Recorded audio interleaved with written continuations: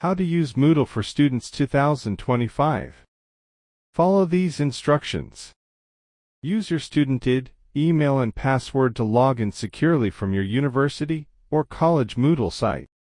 After login, view your dashboard to see all enrolled courses, upcoming assignments, and recent updates.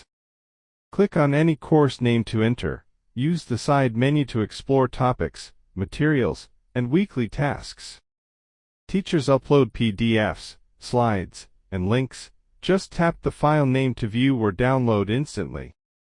Open the assignment, upload your file, and hit Submit. Always check due dates to avoid penalties. Use forums to ask questions, discuss topics, or message peers. It's perfect for clearing doubts together. Click Grades to view scores, comments, and progress. Feedback helps you improve each time. Thank you for watching.